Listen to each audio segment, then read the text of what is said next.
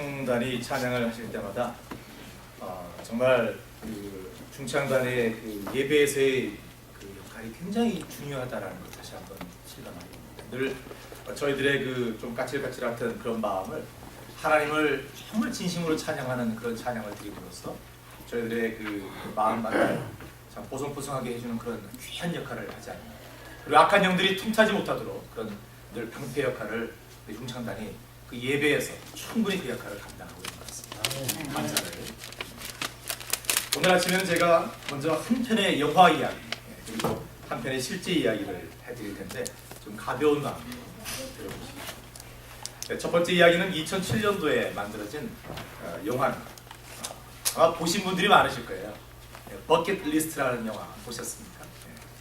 제가 좋아하는 두 배우가 동시에 출연했습니다. 한 사람은 흑인 배우인데 모건 프리먼이라는 배우고요. 백인 배우는 잭 니콜슨이었습니다. 자동차 정비사로 이렇게 지식층에서 하는 일이 아니라 좀 노동 일을 하는 편이죠. 자동차 정비사 일을 하는 카터라는 사람이 있었고요. 돈밖에 모르는 재벌 사업가 에드워드라는 사람이 있었습니다. 이 두 사람이 동시에 한 병원으로부터 암 판정을 받습니다. 근데 그 병원이 바로 그 재벌 사업가 에드워드가 관리하는 병원이에요.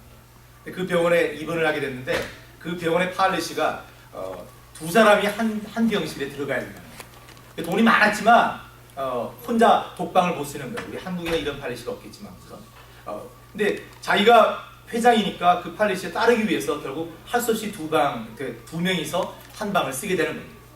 그런데 그 함께 병실에서 같이 쓰게 된 사람이 바로 그 자동차 정비사인 카터라는 친구였어요. 둘 다 암이었습니다.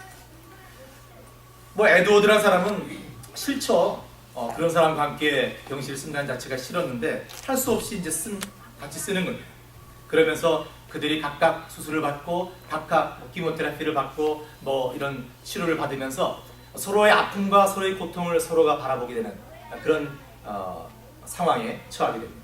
그러다가 이들이 공통적인 점이 있다는 것을 발견하게 됩니다.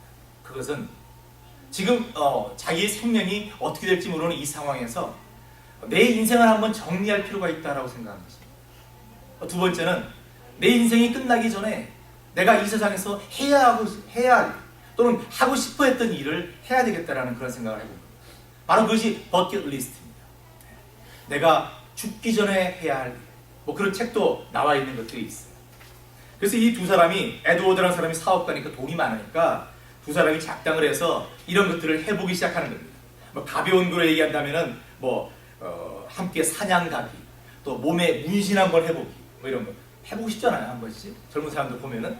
그리고 이제 스카이다이빙, 또 눈물 날 때까지 한번 웃어보기, 그리고 전혀 모르는 사람에게 도움 주기, 이런 것들을 한 번씩 해보는 겁니다. 그리고 그 목록을 하나씩 지워가면서 그들은 기뻐합니다. 그리고 그 해가는 과정을 통해서 인생의 참 의미가 무엇인지를 깨닫는다는 것입니다. 물론 주인공들은 시간 차이는 있었지만 모두 세상을 떠났습니다. 두 번째 이야기는 실제 얘기입니다. 아마 이 얘기도 여러분께서 다 아시리라 생각됩니다. 몇 년 전에 화제가 되었던 책 중에서 마지막 강의라는 책이 있습니다. The Last Lecture라는 책이 있는데 카네기 멜론 대학의 컴퓨터공학과 교수인 랜디 퍼시라는 사람이 있습니다. 이분이 학교를 떠나면서 학생들에게 강의를 했었는데 그 강의한 내용이 인터넷에 소개가 되면서 굉장히 사람들에게 반향을 일으켰고 그것을 또 서점 출판업자가 그 내용을 모아서 책으로 출판했는데 아주 베스트셀러를 기록할 정도로 공감을 많이 샀던 그런 책입니다. 이분은 마지막 강의에서 컴퓨터공학과 교수답지 않게 자신이 살아왔던 47살이었는데 자신이 살아왔던 인생, 자신의 여정을 한번 돌아보면서 이 세상은 이렇게 살아가는 것이 좋을 것 같다라는 자기 나름대로 주관적인 그런 인생 이야기를 학생들에게 선배로서 나누어 준 것입니다. 저도 그 책을 읽어봤는데 참 도전되는 대목이 많아요. 예를 들어서 이런 거예요. 여기 벽이 있습니다, 여러분. 이 벽이 왜 있습니까? 학생들이 도전하는 겁니다. 어떤 사람에게는 이 벽을 만나게 되면 여기서 멈춰야 되는구나 라고 생각하면서 좌절할 때가 많을 것입니다. 그러나 여러분, 이 벽이 있는 것은 여러분이 그 벽 너머에 있는 무엇인가를 얼마나 간절히 원하느냐에 따라서 벽일 수도 있고 아닐 수도 있습니다라는 얘기예요. 간절히 원하는 것이 이 벽 너머에 있다면 여러분 저희들 어떻게 해야 됩니까? 이 벽을 부셔야죠. 문을 만들든지 뭐 어떻게 해서 만들어서 넘어가야 될 거 아닙니까? 근데 많은 사람들이 인생을 살아가면서 그 벽을 만나면 거기서 움찔하고 거기서 머무르는 경우가 많다는 거예요. 그 책에 나와 있는 그런 내용들입니다. 아주 감동적인 것들이 많습니다. 그런데 이분의 강의가 많은 사람들에게 공감을 했었던 특별한 이유가 있습니다. 그것은 이분이 삶에 몇 개월 남지 않았다는 시한부 판정을 받았기 때문입니다. 그리고 이분은 1년 있다가 세상을 떠났습니다. 자, 여러분 오늘 제가 좀 어두운 얘기일 수 있지만 한 편의 영화와 한 편의 실제 이야기를 해드렸는데 이 두 이야기의 공통점이 무엇입니까? 죽었다는 것입니다. 그 사람들이 다 주인공들이 죽었다는 것입니다. 또 주인공들 자신이 세상을 떠나야 할 때를 어느 정도 가늠할 수 있었다는 것입니다. 그들의 마지막 남은 삶이 그렇게 아름답게 또는 많은 사람들에게 감동을 줄 수 있었던 것은 그들이 바로 그 때를 어렴풋이나마 짐작할 수 있었다는 것입니다. 이렇게 사람이 자신의 마지막 때를 아는 것과 모르는 것에는 큰 차이가 있을 수 있습니다.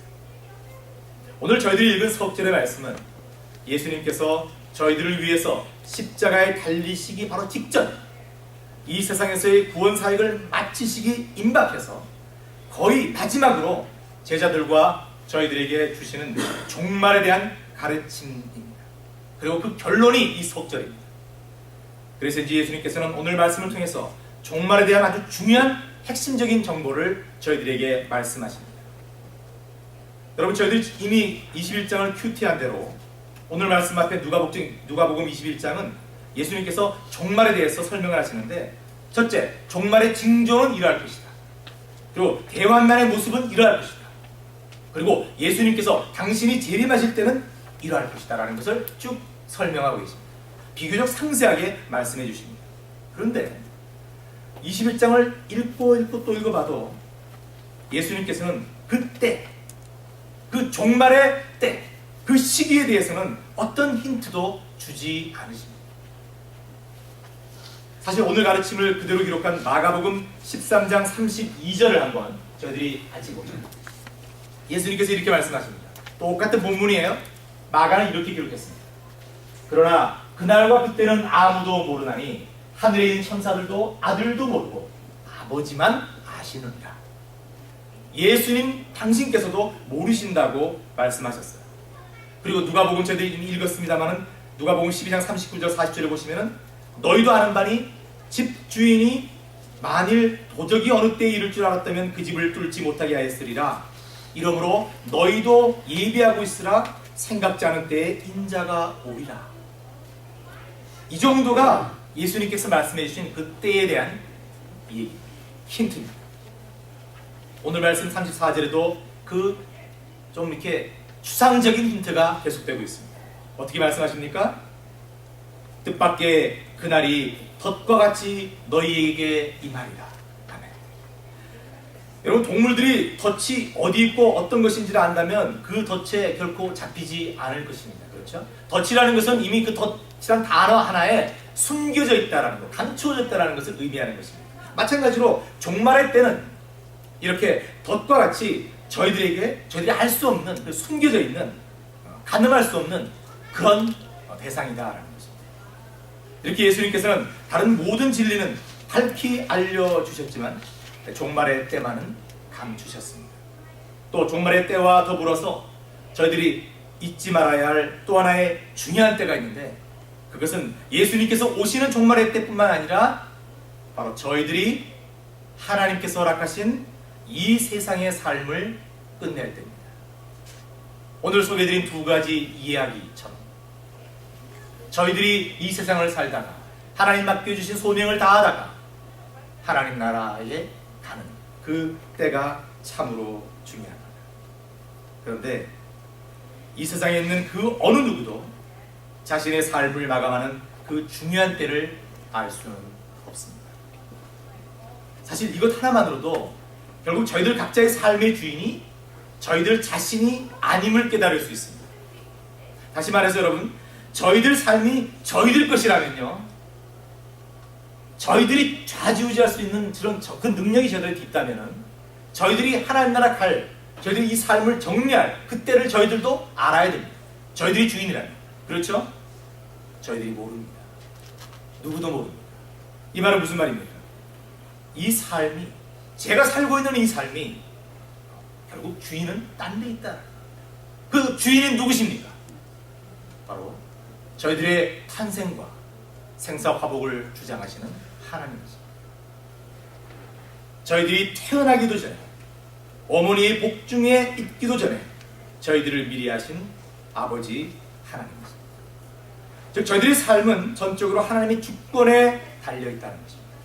이렇게 바로 저희들에게 너무나 중요한 두 때, 즉 종말의 때와 저희들이 이 세상을 정리할 때, 그 두 때를 모른다는 것 하나만으로도 저희들이 이 세상을 살아갈 때 정말 하나님 앞에 겸손해져야 합니다. 많은 사람들이 아직 하나님을 외면하고 예수 그리스도를 부정하면서 살아가고 있습니다. 자신이 이 삶의 주인인 양 행세하고 있습니다. 그러나 그들의 마지막도 저들과 별반 다를 게 없습니다. 그들 역시 저렇게 당당하게 살아가는 척 보이는, 어떻게 보면 멋있어 보이는 그 삶이 이 세상을 정리할 그때가 오면 참으로 초라할 수밖에 없다는 것입니다. 예수님께서 말씀하시는 종말에 대한 두 번째 중요한 것, 첫 번째는 그 때를 저희들이 모른다는 것입니다. 두 번째는 말씀 35절입니다. 이날은 온 지구상에 거하는 모든 사람에게 임하리라. 아멘. 더 이상 부연 설명을 드릴 필요가 없습니다. 예수님의 재림에 따른 심판은 예수님을 믿는 자나 믿지 않는 자나 구별 없이 이 세상에 존재하는 모든 사람들에게 임한다는 것입니다. 여러분, 이 말씀이 너무너무 중요한 말씀입니다. 왜냐하면 저희들이 열심을 다해서 선교하고 전도해야 하는 이유가 바로 여기에 있기 때문입니다. 즉 종말의 때에 예수님을 구주로 고백하는 저희들같이 믿는 자들만 하나님의 심판대 위에 서고, 또 그 믿음대로 하나님 나라에서 영원히 하나님과 함께하는 그런 영광을 누리는 것으로만 끝난다면, 저희들이 애써 세상 사람들을 안타깝게 여기고 예수님이 가지셨던 그런 민망한 마음으로 선교하고 전도할 충분한 이유가 되지 못합니다. 충분한 이유가 되지 못합니다. 물론 저희들이 갖고 있는 이 큰 복을 나누어야 되기 때문에, 감당할 수 없기 때문에, 사람들에게 나누어 줘야 되기 때문에, 그런 소명이 있기 때문에 전도 선교할 수 있습니다. 그러나 이보다 더 저희들이 심각하게 받아들여야 할 것은, 하나님께서 이 세상 모든 사람들을 사랑하시기, 하나님의 일을 맡은 저희들이 하나님의 백성을 돌아오게 하고 구하기 위해 열심을 내야 하는 것은 당연한데, 이보다 저희들이 더 심각하게 세상 사람들을 향해 바라봐야 할 그 마음은, 예수님께서 이미 누가복음 16장 부자와 거지 나사로의 비유에서 살짝 그 장면을 보여주신 것처럼, 이 세상 사람들은 하나님의 심판을 모두 받을 수밖에 없고, 또 그 심판 중에는 믿음에 따라서 예수 그리스도를 믿는 믿음으로 말미암아 영원히 하나님과 함께 거하는 그런 복을 누리는 사람들도 있지만, 부자와 거지 나사로에 나왔던 것처럼 음부에 처해서 고통 속에 있게 되는 그런 형벌을 당할 자도 있기 때문입니다.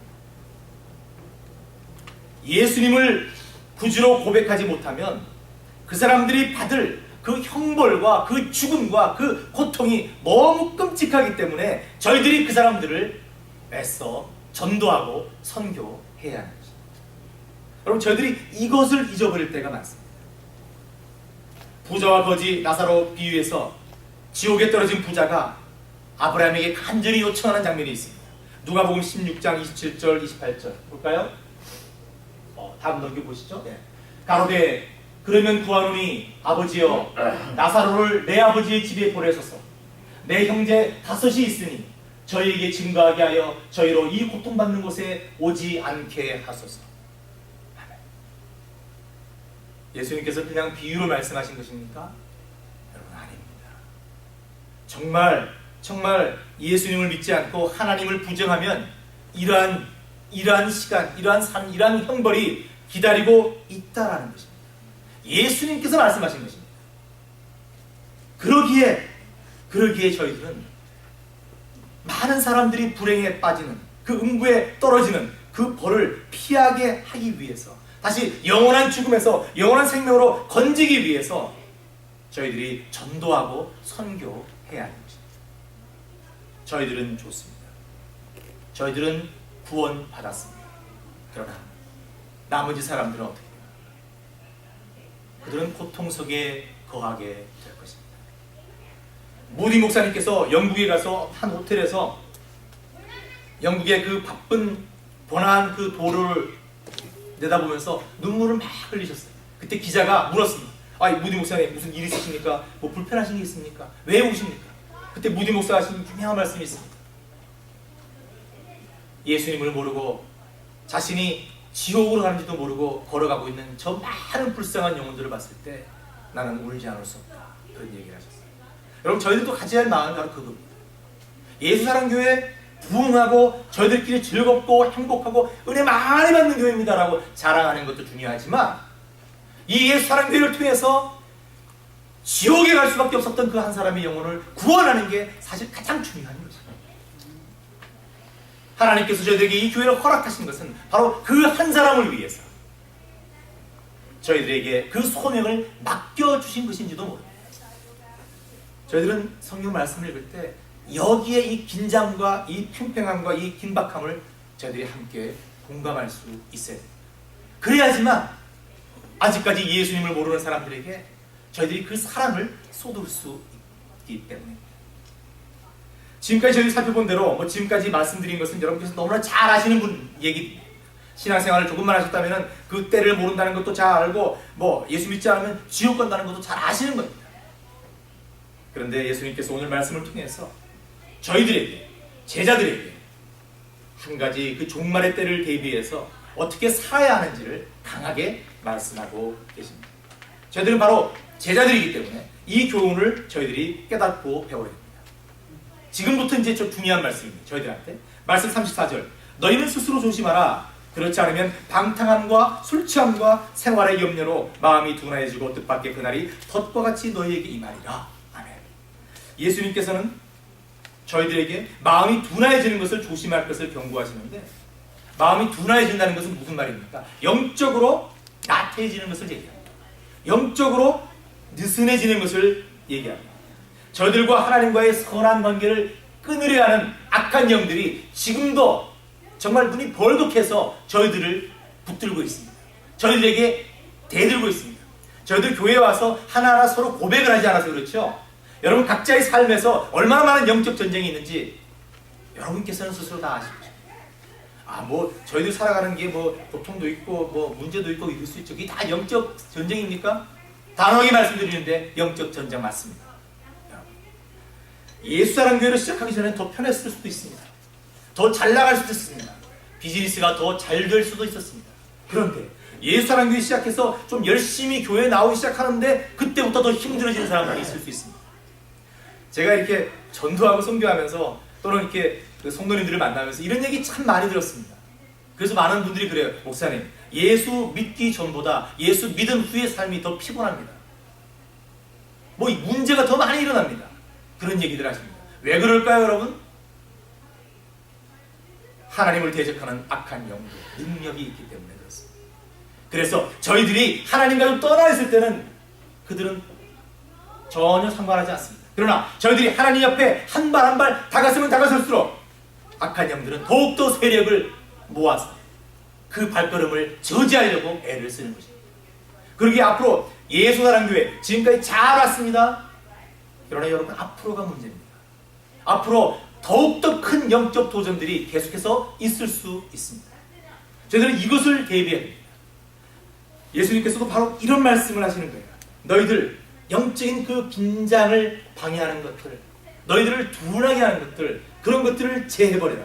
그런 것들을 떠나라 라고 말씀하시는데 오늘 세 가지를 말씀하십니다. 첫째 뭡니까? 방탕함. 두 번째 술 취함. 세 번째 생활의 연륜. 그렇다면 방탕함이란 어떤 것입니까? 이것은 본래 의미가 고통입니다. 고통이라는 뜻을 갖고 있는데 이 고통이 어떤 고통이냐면은 어떤 과도함, 즉 과음했다든가 과식하고 난 다음에 느껴지는 고통을 얘기합니다. 참 이 단어가 갖고 있는 의미가 참 대단합니다.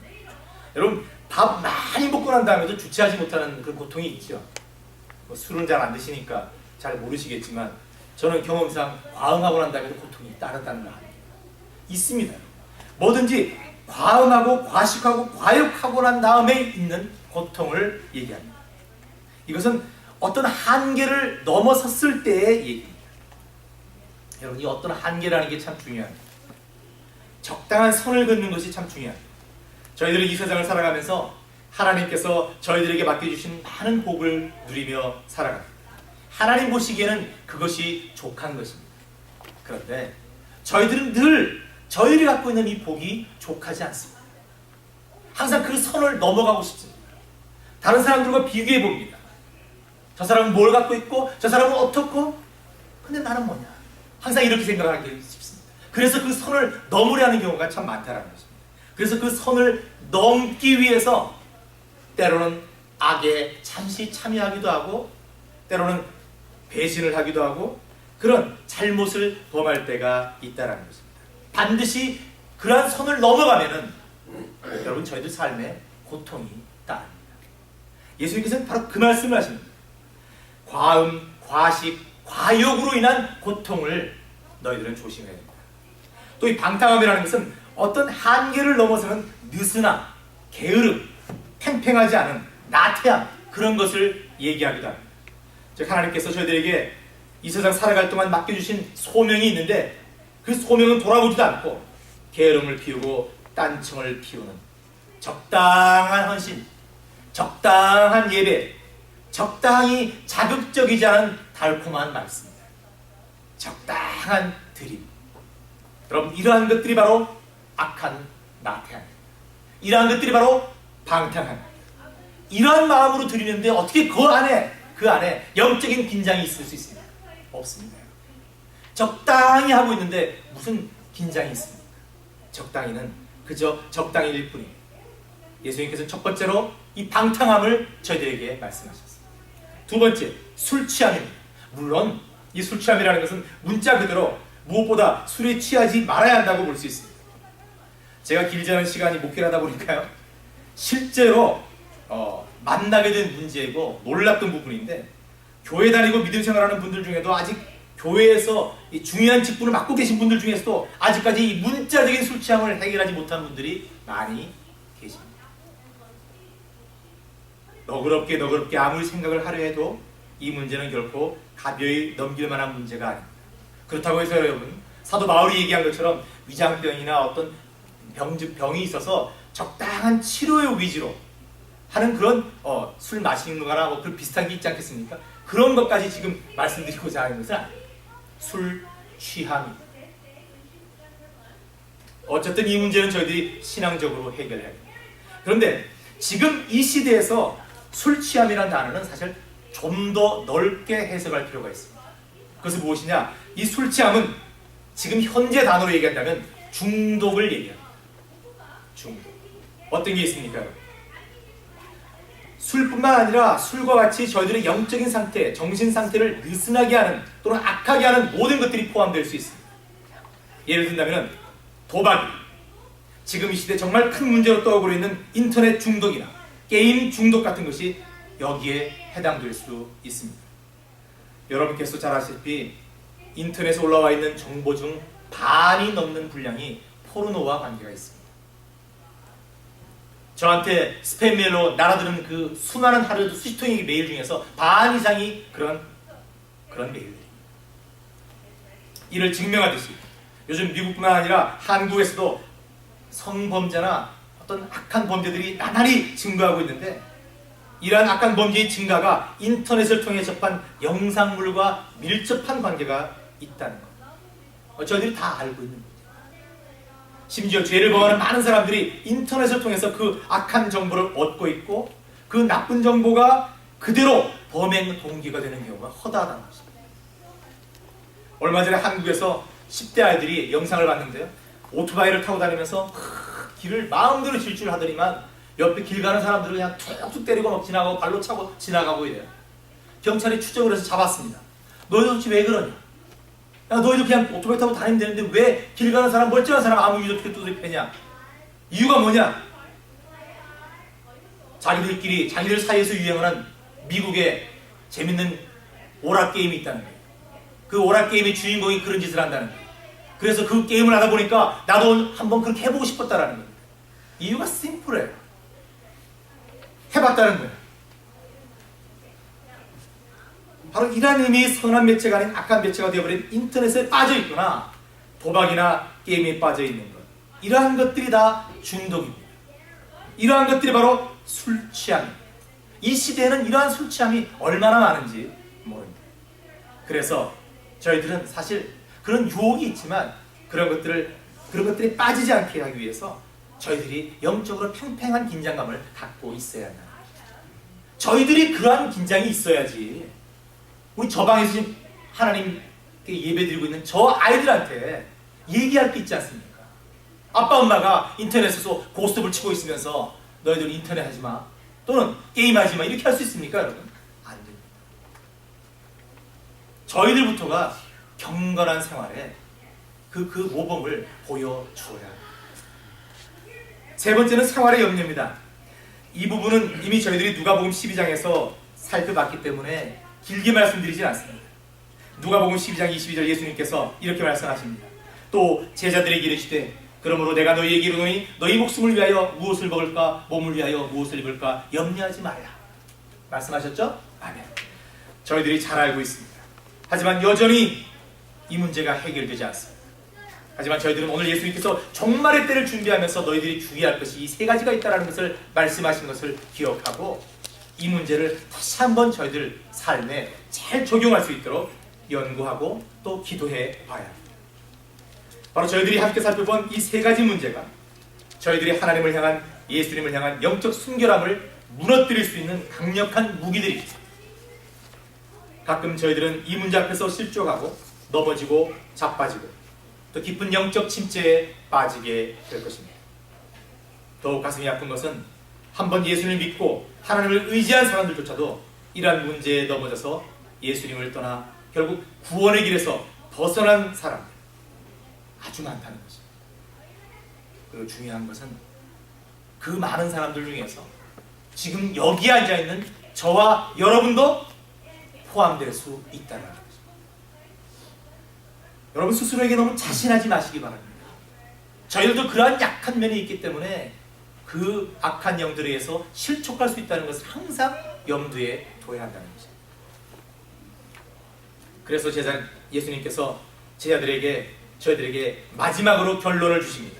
말씀 36절 이러므로 너희는 장차 올 이 모든 일을 능히 피하고 인자 앞에 서도록 항상 기도하며 깨어있으라 하십니다. 아멘.